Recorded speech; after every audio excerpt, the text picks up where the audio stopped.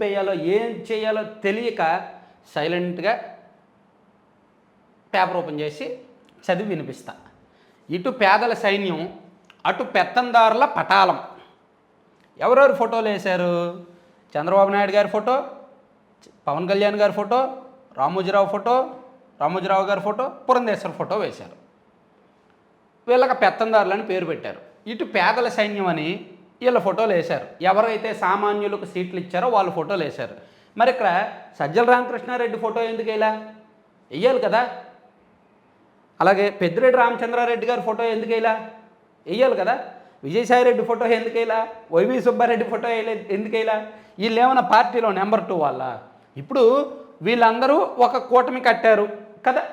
So ఈయన కూటమి లేదు, కూటమి లేకపోయినా బ్యాక్ అండ్ సపోర్ట్ ఉన్నారుగా, నెంబర్ 2 స్థాయిలో నాయకులు ఉన్నారుగా. సజ్జల రామకృష్ణారెడ్డి గారు, విజయసాయిరెడ్డి గారు, వైవి సుబ్బారెడ్డి గారు, పెద్దిరెడ్డి రామచంద్రారెడ్డి గారు, ఆళ్ళ అయోధ్యరామిరెడ్డి గారు లాంటి పెద్ద పెద్ద రెడ్లు ఉన్నారుగా. ఆ ఫోటోలు వేయాలిగా. ఇక్కడ వెయ్యాలా వద్దా? నాకు డౌట్, బేసిక్ డౌట్. పార్టీలో వాళ్ళే కదా కీలకం, రీజనల్ కోఆర్డినేటర్లు వాళ్ళే కదా, నెంబర్ 2 పొజిషన్లో ఉన్న నాయకులు వాళ్ళే కదా. మరి వాళ్ళ ఫోటోలు ఎందుకు వేయాలా? సో అందుకే నేను చెప్తున్నా, సొంత పేపర్ ఉంటే ఏదైనా రాయొచ్చు, సొంత మీడియా ఛానల్ ఉంటే ఏదైనా కుయ్యొచ్చు. మనకుంది, మన తూర్పుగోదావరి జిల్లాలో ఒక ఆయన ఉంటాడు, సొంత మీడియా ఛానల్ ఉంది, టీడీపీ. ఏదైనా వస్తాడు ఆయన, వర్కౌట్ అవుద్ది. సొంతంగా మీడియా ఛానల్, యూట్యూబ్ ఛానల్ ఉంటే ఏదైనా కుయ్యొచ్చు అనమాట. అలా కూసినప్పుడు కొంతమంది వచ్చేవాళ్ళు అన్నా నువ్వు జై, అన్నా నువ్వు జై, అన్నా నువ్వు గొప్ప, అన్నా నువ్వు తోపు, అన్నా నువ్వు తురుము అంటారు. అంతే తప్ప ఎదుటివాడు ఆయన్ని విమర్శిస్తే విమర్శలను తీసుకోలేనివాడు, మంచి చెప్పినా సరే మంచిని స్వీకరించలేనివాడు. అందుకే మనం పక్కన పెట్టేసాంలే, అతను మనమేం అనట్లేదు. కాస్త ఆలోచన మెచ్యూరిటీ లెవెల్స్ ఉంటే చాలు, అదే నా బాధ. రాజకీయాల్లోకి వచ్చినప్పుడు కొంచెం మెచ్యూరిటీ లెవెల్స్ పెరగాలనేది. సో ఇక్కడ కూడా అంతే, సొంత పత్రిక ఉంది కాబట్టి ఏదైనా రాయొచ్చు, ఎవరి ఫోటోలు అయినా వేసుకోవచ్చు, వీళ్ళ ఇష్టం.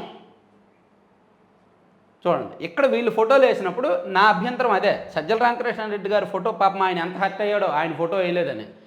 మన పెద్దిరెడ్డి రామచంద్రారెడ్డి గారు పార్టీలో నెంబర్ 2, మంత్రివర్గంలో నెంబర్ 2, ప్రభుత్వంలో నెంబర్ 2, ఆయన ఫోటో వేయాలి, ఆయన ఎంత ఫీల్ అయ్యాడు. మరి వాళ్ళందరి ఫోటోలు వేయాలిగా, వెయ్యరు.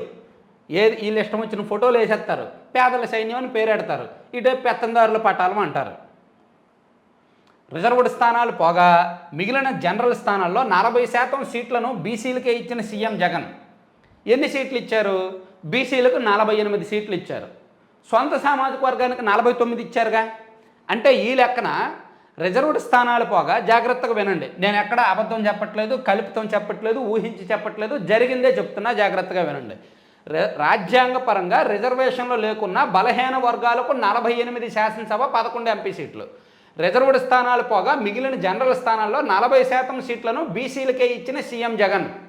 48 సీట్లు బీసీలకు ఇస్తే అదే 40% అయినప్పుడు 49 సీట్లు రెడ్లకు ఇచ్చారుగా, అంటే అది 42% అవుద్దా? సో బీసీలకు ఎక్కువ ఇచ్చాము అని చెప్పుకోవడం గొప్పతనం కావచ్చు, బీసీల కంటే ఒక సీటు ఎక్కువే సొంత సామాజిక వర్గానికి ఇచ్చారు అనేది ఎందుకు దాచిపెడుతున్నారు? అది ఆలోచించాలి. రాష్ట్ర ప్రజలు ఆలోచించాల్సిన సామాజిక న్యాయం అది. అసలైన సామాజిక న్యాయం ఎక్కడుంది అనేది ఆలోచించాలి.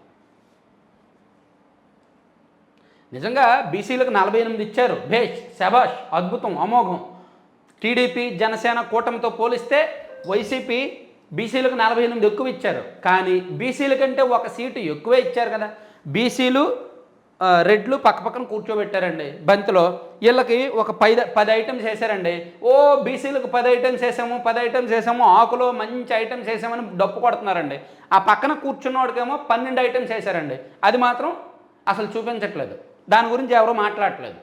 అదే అసలైన సామాజిక న్యాయం, అది సొంత పత్రిక ఉంటే అదనమాట. ఓకేనా? ఇంకా మీకు అంటే నేను చెప్పాల్సింది చెప్పాను, మీకు అర్థమయ్యే ఉంటుంది.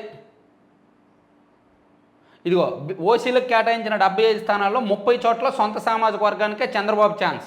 అంటే చంద్రబాబు 30 చోట్ల ఇస్తే వైసీపీ 49 చోట్ల ఇచ్చింది సొంత సామాజిక వర్గానికి. సో అది ఆలోచిస్తే చాలు, నేను జరిగిందే చెప్పాను, ఎవరికి వాళ్ళు ఆలోచిస్తే చాలు.